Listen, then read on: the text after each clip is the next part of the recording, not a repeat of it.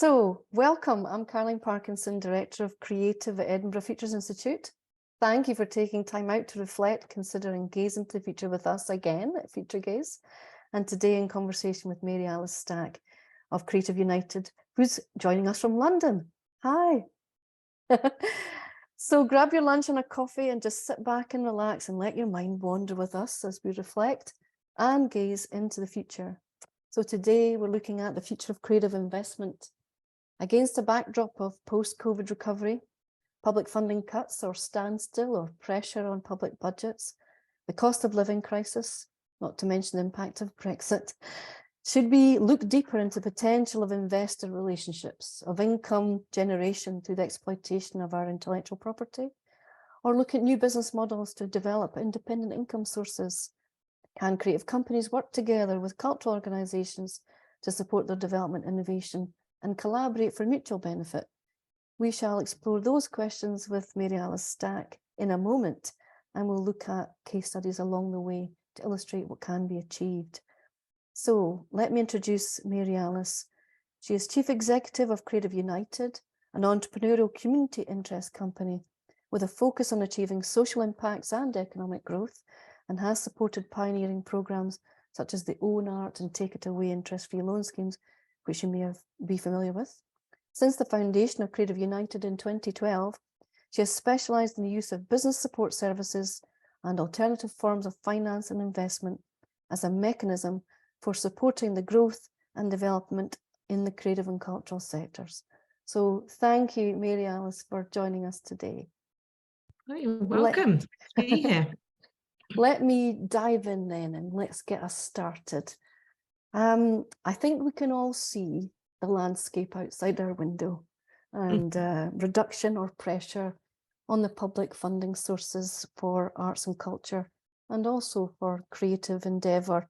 I've seen a higher demand and possibly tougher competition for the limited investment funds in terms of innovation grants and enterprise agency funds that are available.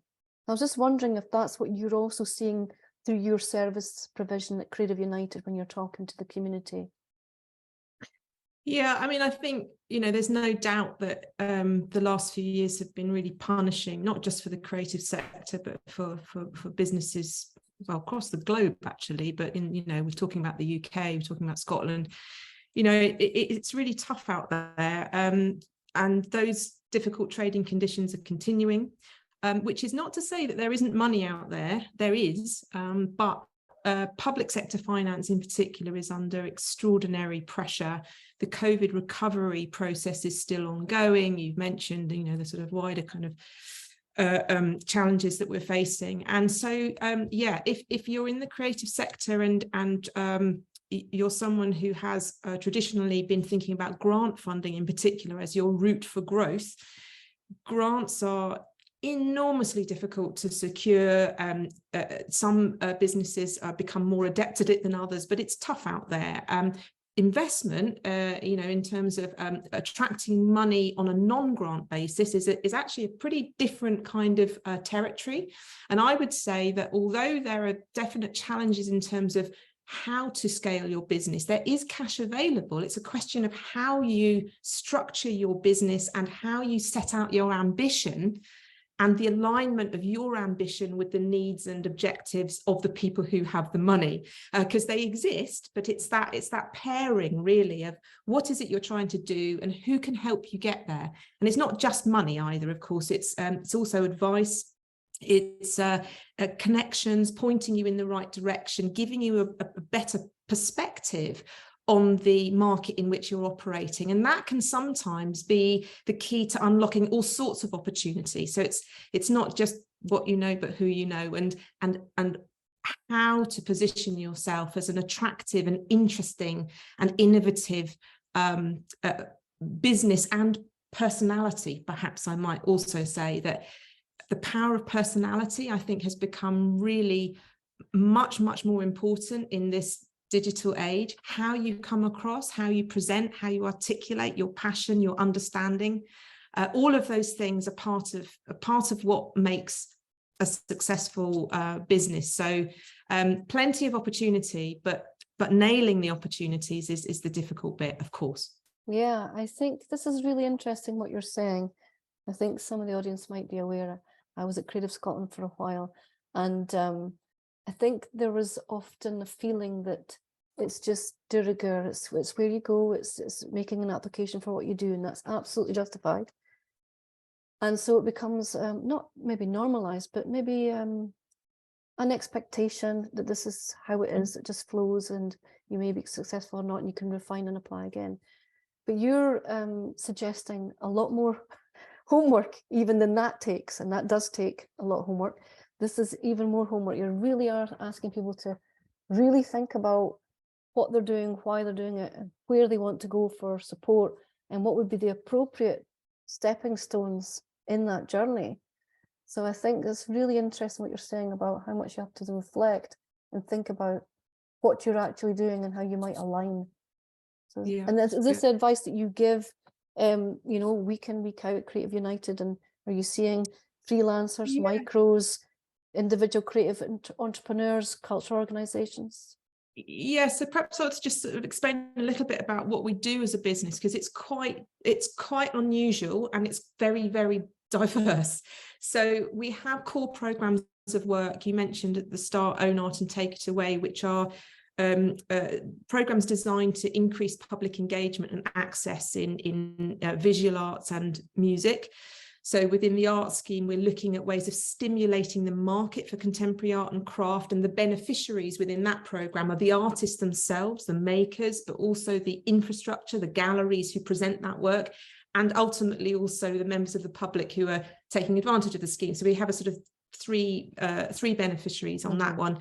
In Take It Away, we're looking at music participation and creating opportunities for people to get involved in learning and playing from beginner through to professional. So it's about the cost of participating in music, and how can we reduce the financial barrier and get people excited about learning themselves or supporting their children in learning music. And then separate to that, but connected in that our mission is about increasing the growth and opportunities in the creative sector as a whole. We're also doing what we call business support. So pretty broad. We work with not-for-profit organizations, commercial enterprises. We think a lot about the needs of micro enterprise. So not big organizations, but creative individuals who've set themselves up in business. They're making a product or they're delivering a service, and they may not really ever become an organization, but they might. So we're thinking about the way that the creative sector really is dominated by micro enterprise, and from those micro businesses emerge businesses that have the potential to scale. Also, sometimes they coalesce into organizations. Sometimes, so there's, you know, clearly the sector is made up of lots of different elements, but we think a lot about the way in which art and music and other creative art forms are produced and consumed. So we think all the time about the supply and the demand side, because the two things have to be developed together. There's no point investing lots in the supply side if no one's acquiring work or attending gigs or buying music. You know, we have to think about both elements, and we have to think about the role that artists have in society and the place of the cultural sector in really holding and valuing and reflecting back to us what we're about as a nation, and you know, all of those things. I know that sounds like a super complex kind of way of running a business, but we think about all of those things all the time. So we do programs, but we also do research and market development, thought leadership, and skills development and business support. And that includes giving people the opportunity to connect with, for example, social investment business. So people who have money that's available to support growth and development. I think I was also pondering when you were talking there, you're talking about both ends of the spectrum and trying to create a relationship in the ecology. So, for example, with Own Art, you've used the mechanism of loan finance, and in a way that's made it more accessible to people to own art, and that's the idea, but also it creates economic growth and accessibility using a financial instrument. I was wondering if you're seeing also a higher expectation from support agencies around you, Creative United, for cultural organisations or creative businesses to become investment ready a bit faster, to start moving towards investor conversations sooner and start opening up their mindset to more porosity around investment and moving away from grant expectations. I just wonder if you're seeing that. I think it's accelerated in the last few years. I mean, I suppose you know, the notion of social investment as an alternative to sort of straightforward commercial investment has existed for a long time. But progress in getting the sector, so I'm not just the art sector, but not-for-profit sector more generally, to wake up to that opportunity has been glacially slow. So money has been made available for many years, decades now, but actually getting that money into the market has been slow. Why? Because there's been underinvestment in the pipeline development. When we talk about pipeline development, that's the investment readiness process. That means creating awareness and confidence and ambition and preparedness to take on money that isn't a grant. Right. So that can come in a number of different forms. So it can come in the form of debt finance, so repayable funding, or it could come in the form of an equity shares investment, or it can come in a combination. It can come as part grant, part loan. So there's lots of different ways of structuring it. And of course, there are different repayment terms. There's different expectations that an investor might have on that business. But in the last few years, I think what I've seen is that in a way that there's been a sort of, the patience has run out of the, you know, the money's waiting, but why isn't it getting out the door? And I think as increased pressure on grant funding has really ramped up, more and more people are saying, have you considered the alternatives? Right. Have you looked at how else you might do this? And that has also been largely driven by, I'd say, in the last 10 years, the emergence of digital platforms that support alternative ways of raising money, crowdfunding, for example. People have actually been super creative about saying, well, maybe I don't need to go to an institution or an individual. I can go and speak to the people I know, the people who already appreciate and value what I do because they're my customers. And can my customers help me with my development? So I think actually we've become far more innovative and flexible and creative in our ways of raising money in the last 10 years, which is good. But there is still an underrepresentation of the creative sector in applying for investment. Right. So and I did want to ask you about that, because I feel that is, exactly what I was saying earlier. It's de rigueur in a way, and it's totally justified way to think, of course, because that's where we've been positioned. So it's a curve then. What we talked about, you said about homework, what we have to do, I described it as homework to kind of find where your alignment is. But also, it sounds like you were saying about preparedness. So what do we need to do to become more investor ready? And obviously you can mention your services along the way around that, but just wondered, what would you say is required to become investor ready? Well, I'm going to say something that's probably going to go down like a lead balloon, but a business plan document is, you have to be able at some point, if you want to ask someone else to put money into your business, to be able to put out in writing, set out your pathway to success. What is your ambition? What have you got? What can you evidence in terms of success so far, and where are you trying to get to? It is an area that a lot of people feel is not is not a piece of work they're attracted to doing. It feels like a kind of the opposite of being creative is to try and kind of write it down. But honestly, if you're ever going to get money from anyone, you have to be able to commit it to paper. We may be in a paperless office, but the documentation, let me call it document rather than paper. You've got to be able to articulate it, and you know, you have to think about it the other way around.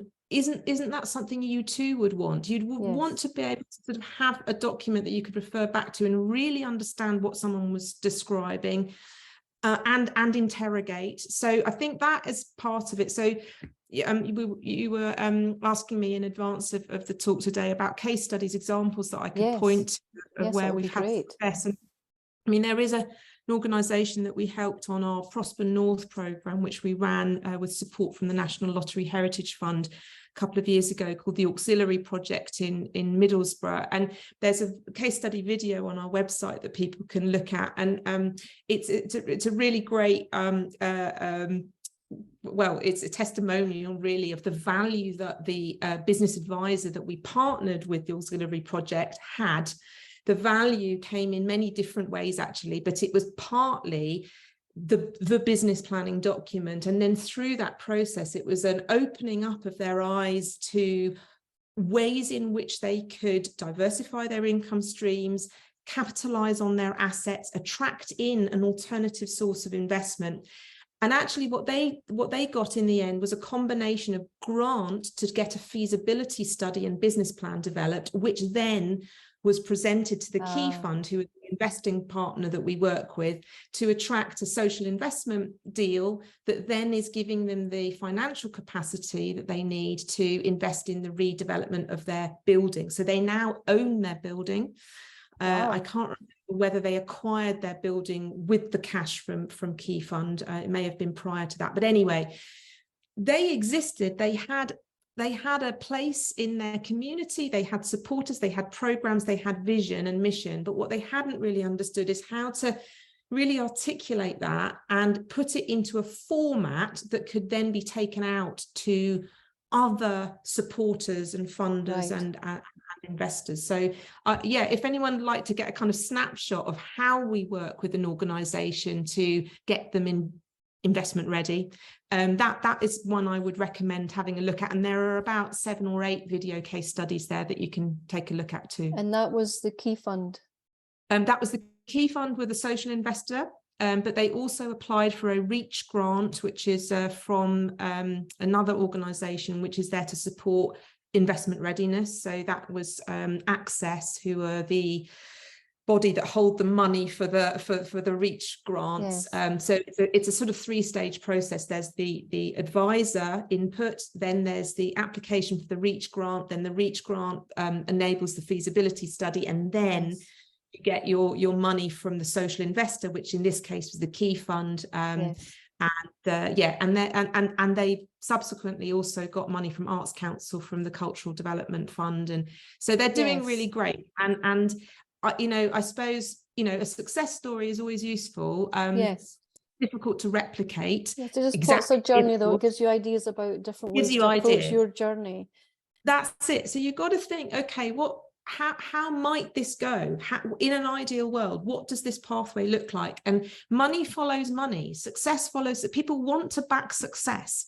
So if you can kind of begin to articulate your existing successes and wins, as the kind of domino effect that says, and then this will happen, and then that will happen, and you need it is a bit of a leap of faith. It always is. You've got to convince. But you're backing it up with evidence and prior experiences, prior achievements.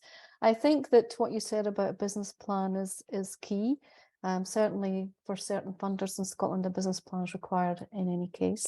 And Creative Edinburgh had the vision to create a programme called Raise Your Game, that, and the first sessions on developing your business plan, starting with vision and purpose, and then looking at your destination for the next 2 to 3 years, and then plotting that journey, looking at marketing, etc., and funding sources.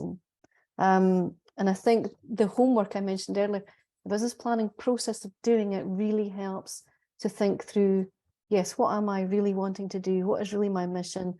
And it also avoids mission drift, because you're specifying what you want to do and what your journey is. And as you say, it gives the reader of the plan confidence that you've thought through what you want to do. And then becomes a calling card for Creative Scotland or Scottish Enterprise or other funds that you have also mentioned. And I was wondering, you mentioned other investment models, crowdfunding, you mentioned debt equity, loans, investment for an equity stake. angel investment, and then there's obviously competitions and Patreon and social investment. I just wondered, is the importance on the business plan also with all of these different methods, or just one or two of those? And what are you seeing as, you know, the most predominant, you know, investment model in those journeys that I've mentioned?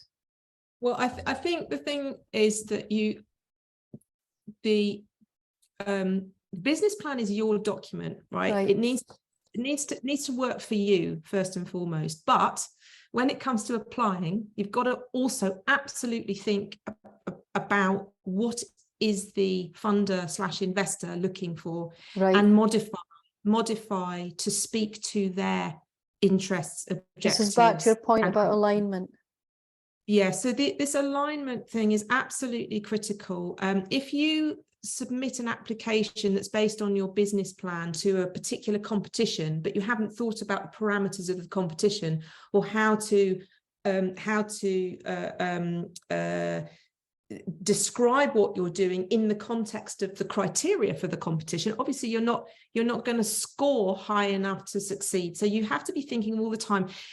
What I would say is important in any application or proposal is to explain the change that you think will happen with their support. Ooh, because I like that. That's good. They are looking to make a difference to your business, not just fill a funding gap. They're not going to be interested in just saving you from going bankrupt. They are going to be interested in, if I give you my backing, my support, my cash, my advice, my endorsement, actually, it's a form of endorsement investment, whether it's for £1 or £1 million. What that person is saying is, I like what you do and I want you to succeed, but what is the change that you're expecting to achieve with that support, whether it's through a network of 1,000 supporters who give you £100 each, or whether it's £1 million from one core funder. They want to be able to talk confidently about what they've done for you. I mean, I know that sounds a bit like round the wrong way, but that's the reality. Every investor, every funder wants to be able to show off what you've achieved as part of their success story as well. So putting yourself in the mind of the investor, thinking about the change, that the difference that their backing will make to you. And it might not just be about cash, it might be about something else, about positioning, about endorsement, about access to markets or networks, or, you know, so think about what's in it for them as well as what's in it for you. And never send something off that you've sent the same document to everyone, just so like a CV. Tailoring it each time. Tailoring it, absolutely. You know, money it takes time and effort to secure, but your chances of success are substantially increased if you just take the time to think it through from the perspective of the funder. When you were talking about various models before, including crowdfunding, I recall that Creative Scotland also now matches crowdfunding efforts. And so that's an interesting development on behalf of a funding support agency to take on a new model and come alongside. So that's very encouraging. There's a question in the chat about, you know, how do you find an angel investor? I know certainly if Scottish Enterprise advises you through the high growth pipeline, etc., they will do introductions to investors and including angel networks. But I just wondered if you had guidance on how you might approach finding angel investment or any other of the models that you've mentioned. Well, I think there's two categories here. Yes. One is an angel, you know, there's this sort of label, angel investor, which makes them sound terribly kind of spiritually driven, can I say? You know, with the angels, they're doing it kind of out of some sort of sense of higher purpose rather than for the financial return. But that isn't really a fair description. An angel investor is an investor. They're an investor looking for a cash return, but their motivation for investing sits with the angels because they are they are rare. They are rare. They are sought after. Everyone's looking for an angel. But what is it that makes them invest is the connection with your passion and the quality and the potential of your work, your business, your service. So I would say again, it's about how you convince, how you convey the quality of what you do and the potential future of your business to any individual. It depends slightly on how much money you're looking for, but there are people who are in the business of investing. They are seeking out opportunities to invest. And then there are people who've just amassed wealth. They're just sitting on wealth that they could be doing something interesting with. And those are the ones that I think are really exciting, because what you will be doing if you succeed is creating a new angel. And that's a much more innovative and exciting opportunity, I think, is could I find that elusive angel that's never invested before and they've never invested in a creative business, and then they choose me? That is really exciting. And it means that we're growing the pot of people with money who are prepared to put that money into creative businesses because they care about the future of the creative sector and they believe in what you're doing. So that's a form of angel that hard to find, but it's an act of conversion, if you like. You've got to convince them, introduce them, talking about your work publicly, being in networks where you may meet someone with money who could back you. That's one form. But at a smaller scale, to go back to the crowdfunding example, all of those people are micro angels. They're all giving small amounts of money. Then they're not seeking a share of your business. They're not equity investors, but they are your backers. And you never know. You never know. Someone who gives you £100 could give you £1,000 and then might give you £10,000. And that £10,000 could be the difference between you going to the next level. And any business, bar some very exceptional cases that takes on a significant amount of investment, they haven't just done that in one jump. There's a process and a progression from a small amount of money, proof of concept, and then getting to the next level and winning people's confidence as you go. So nothing's overnight. Sometimes, very rarely, there's an overnight, someone decides to throw a large sum of money at usually a tech company because they believe it's going to just kind of revolutionize something. But in most cases, it's slow. Even the ones that are being shown as case studies of, if you go on to like Creative UK, for example, who invest a lot in high growth potential businesses. If you read the case studies there about their creative growth fund, these people have been, they've been building those relationships for years, and it's the access to the networks as well as the cash that's got them where they're going. Yes, and I think that access to networks happens through various agencies that you might inquire of along your journey. Certainly Scottish Enterprise can do introductions to networks like this, investment networks, as can accelerators and incubators, Elevator, and soon to be established and open is TechScaler in Scotland, and they'll be doing growth advice, and so it's possible to get introductions through their advice. The journey you mentioned about taking steps and then growing as you go was reflected in the design of Creative Informatics, with proof of concept, with code base, with Creative Bridge, and then going on to resident entrepreneurship to develop the idea, and then support from within Creative Informatics and the wider university to what you might be signposted on to later. So, for example, Edinburgh Innovations at the university helps businesses that have come through contact with university, and we have an investment called Old College Capital. So there's pockets and routes all around. I'm sure universities with business support across Scotland also have those connections. So there's ways and means, but it is it's a lot of work to work through. I wanted to ask about the value of also partnerships that involve time investment. And I know that sometimes that is maybe considered, oh well, I'm actually looking for money, but sometimes it's the time investment of expertise that that is the key that turns to the next stage. So we've seen partnerships where cultural organisations have invested time with a creative innovator who's developing a solution for that organisation or that organisation's ecology that they work in, and will maybe support wider across the cultural sector. So they invest time in that development, and then that's being considered by the innovator to be just as valuable as finance at that point. Just wondered if you've seen that as well through Creative United.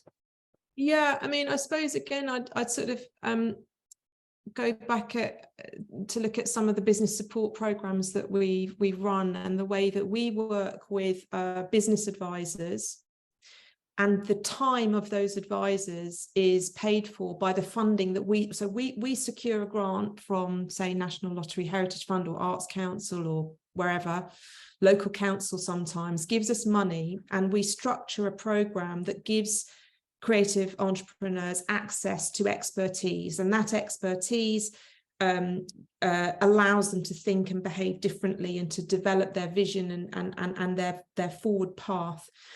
And sometimes also it might involve accessing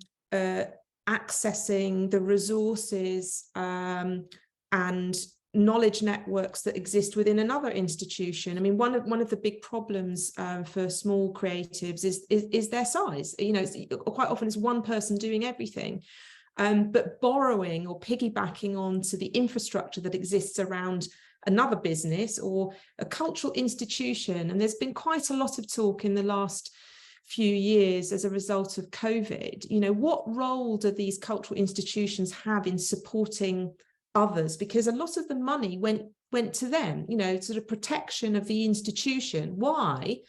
Not because they're more worthy than other businesses necessarily, but because it's easier for governments to distribute money at that level.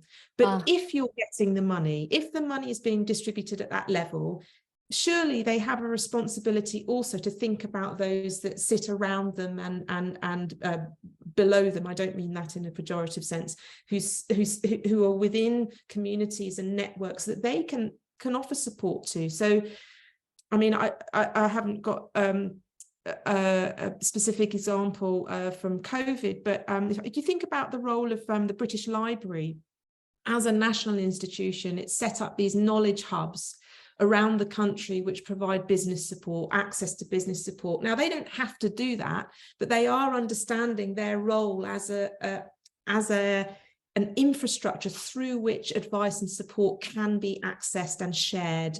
And I think that, you know, as a business, we've always worked through partnerships, understanding what I've got that can help someone else. And we've done quite a lot of partnerships with universities, actually. That's been really interesting as well, as to see how things like knowledge exchange. So universities often have money for something called knowledge exchange. We're doing one at the moment on looking at our social impact as a business and how do we articulate that in a framework that we can put a value to. And then the very notion of knowledge exchange is that we give something to the university and they give something to us. So we don't have the in-house expertise of a research team. We're not a research body, but we're accessing their expertise in order to advance the area. And that's a great point, Mary Alice, because it's right across Scotland. There's universities with this business engagement role inside, and opportunities to collaborate with academic expertise. And in Scotland, the Scottish Funding Council supported that relationship you've just described through supporting innovation vouchers, and they're applied for through Interface, and they match you with an academic for that issue that you may be looking into in terms of innovation. And there's a whole world opens up when you move into the academic circle of Innovate UK, which is industry, but also you can have an academic partner and various other funds, impact accelerator accounts. I mean, there's a myriad. So it's a world that you should open a door to and have a look and see where you could partner as well. Can I ask, I mean, it's maybe a cheeky question, but is commercial investment with a return for the investor really an option for, or a model for cultural organisations? Does that really work in that context? I think when we say cultural organisation, if we mean a business that's established as a not-for-profit, as a charity. Yeah, maybe, or a theatre that has part not. subsidy and part commercial income. Yeah, I mean, I think this goes back to the question about what's in it for the investor. What are they looking for in return? And how realistic is it for that enterprise, that organization, to deliver that return, both financial and other? You know, what is it that they're looking for? Because there's nothing worse than going into a partnership, making a commitment, and then realizing that actually it's got no hope of succeeding. That doesn't work for anyone. So I'm not saying it's impossible, but on the whole, commercial investment and commercial returns are best delivered by commercial businesses. There is a new category of investor, I would say, that's emerged in recent years, which is which is more in the category of social angel investor.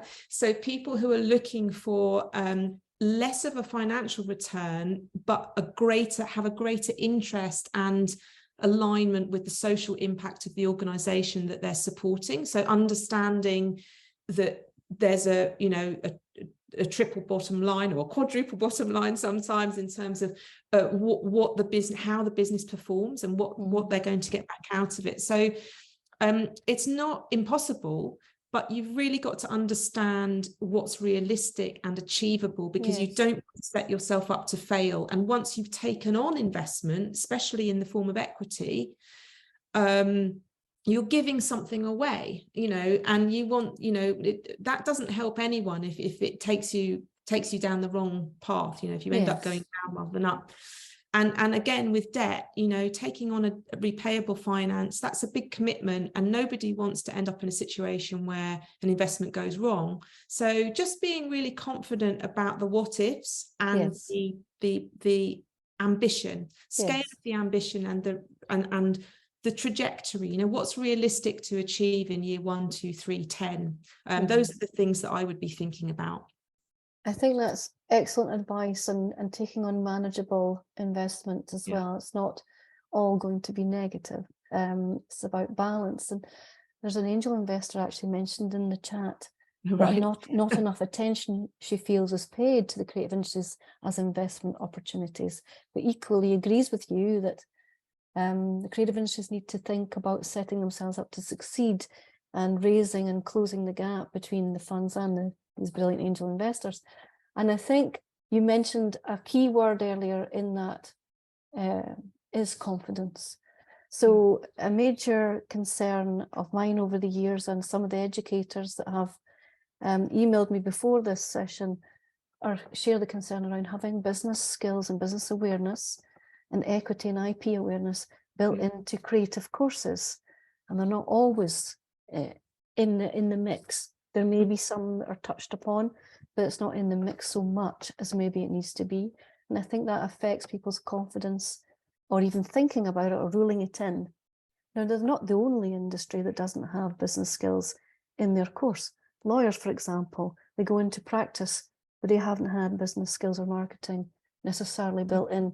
So it's about how do we support that skill set, mindset, and confidence. And as I say, there are certainly courses and incubators and accelerators and programs right around Scotland from all the creative networks as well, to support that journey. And I think confidence is key, and it's nice that you've mentioned it again there.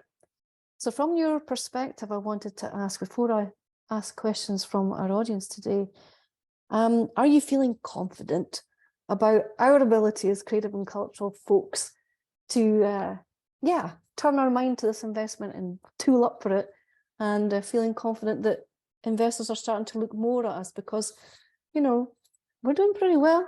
Every year we grow, every year we hit that ballpark, for GVA for the sector. We're bigger than certain industries put together, automotive, agriculture and aerospace, all together, creative industries in the UK, bigger bang in GVA terms. And you're thinking to yourself, why is our confidence not quite as high as maybe it ought to be?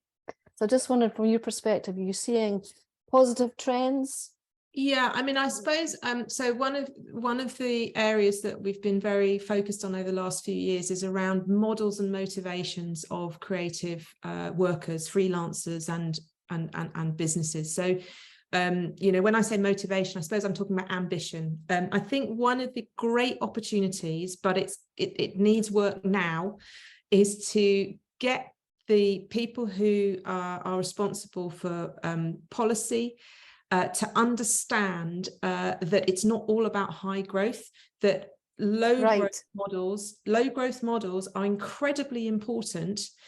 And if we can understand how those businesses are structured, what it is can be achieved at micro level without pushing everyone towards growth, high growth, then I think we have an incredibly strong opportunity to completely overhaul the investment landscape. And I'm talking about that in its broadest terms. So we produced a report with Coventry University called Mind the Understanding Gap, which is, I know that Ola's going to put it in the link, or Caitlin will put it in the link. And that report was an attempt to get under the lid of this term creative freelancer and say, actually, what do we mean when we talk about this category of worker that's producing so much value in our economy, but government finds it so difficult to really support? And a lot of those people fell through the gaps during COVID. They weren't well supported. Yes. They lost all of their income. We don't, you know, that it shone a light on the issue. It's nothing new, but we so need to sharpen up on our understanding of what drives the sector at that foundation level, because without the foundation level, you'll never get the high growth. We need both elements. We need the micro, and we need to give opportunity, investment opportunity, to those that have the ambition to scale. And it is no shame, it is not an embarrassment, it is not an issue if your ambition is not to scale, but you do need to be viable, economically viable, in order to support your practice. So we want you to be able to be the business you want to be. And for those that have the potential to scale, they have IP, they have ambition, and they have product and service where there's a proven demand. They have a path to go on that we want to support them on, but it'll be, I don't know what the ratio is. I'm going to say it's 1 in 1,000 that's going to go that journey. What about the 999? Because they are so important, and they are what makes the UK such a special place in terms of our creative industries. So that is what I hope for. And within that document that I just mentioned, we have a whole set of policy recommendations at the end. And my job is to convince government and funders and other people who have the power to change to start being smarter about how they see the creative sector and the way in which they invest into that bedrock of creativity. I love everything you just said. And I think it will be manna from heaven for people who are on this call as well, because it's something people have been saying for a while, that it's a valuable, well, if I can put it this way, it's an ecology that creates value by the way that it works, by its very nature. And why don't you just work with its nature? Absolutely. Just work with its nature, and it will grow in whatever way it wants to grow. And as you say, freelancers go on to maybe a film project for 6 weeks, then go to another, and so forth. And that's a model. And our freelance knowledge is not sufficient. Creative Edinburgh have done a study, and Creative Informatics has looked into freelance data issue spurred on by the COVID support issue. And we've been working to highlight that. And I think there's more to be done. And I'll certainly join your policy advocacy on the back of that document as well. And we found that small investment has been created big steps. And the Creative Industries Innovation Fund in Northern Ireland, which was 2 rounds of over 6 years, both evaluations said the same thing. Small organic growth led to the big steps, taken organically and then ready to scale or partner or collaborate or whatever. But it's that journey. There's a question in here in the chat, and please put more questions in because it's now question time. You mentioned the importance of case studies as a form of evidencing creative value. What do you think are the key ingredients of an effective case study, and how might you use them to attract investment? So I think case studies are important as a source of inspiration, really, is to understand the steps that another business a bit like yours went through in order to succeed. So it because it takes away the mystique around, oh, you know, my glorious successful business, as if it came from nowhere. You know, we need to understand the kind of steps and the effort that's gone into kind of getting from A to B to C. So when I read case studies, I mean, it's always useful for me to understand the specific journeys that people went on, because sometimes there are some common steps and I go, aha, okay, we need to be thinking about that. Is that step obvious to everyone? And if not, how do we make it more obvious? And then in other cases, they're just, you know, everyone's story is different. And I think that there is a danger with case studies that, you know, we're profiling unicorns. You can never replicate exactly what someone else has done, and nor would you want to.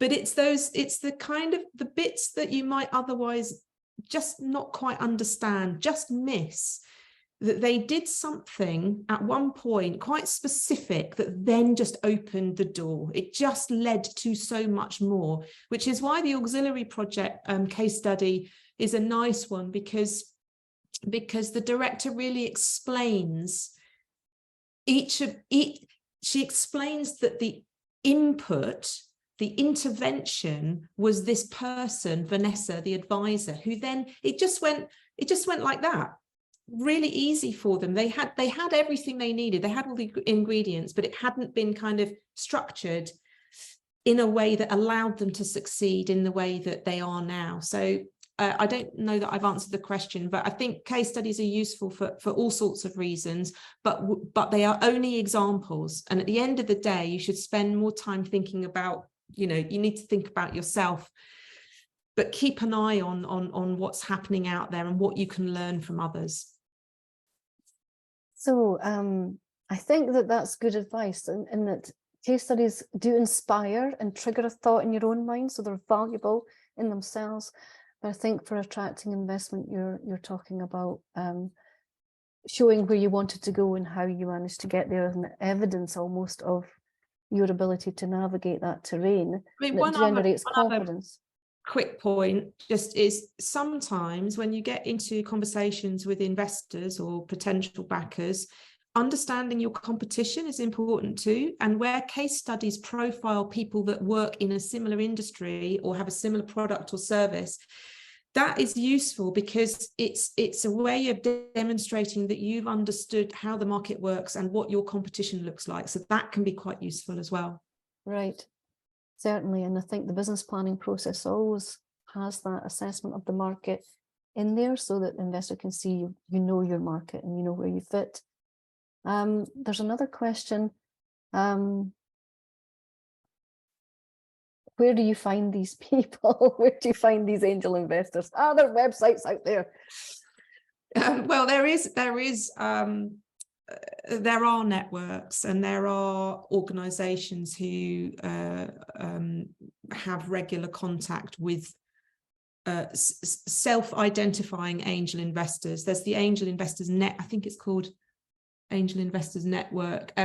But I don't really think that these are people that you just ping an email to and start a conversation that way. But there are events that are organized as a way of matchmaking, bringing investors together to look at new opportunities in the creative sector. So there has been over the years quite a lot of emphasis on how do we create an investor pipeline as well as supporting high growth or potential high growth businesses. So I can follow up actually, Caroline, with a few other links for people. Haven't got them to hand, but yes, we can add that to the website, yeah, along with the slides that you've graciously given us. Or if you want, you could put links in another slide and provide the deck.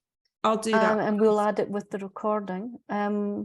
Another question, which I actually meant to ask, because I think you'd mentioned before, the Reach Fund or the Key Fund. Yeah. I think one of them was thinking of exploring relationships in Scotland.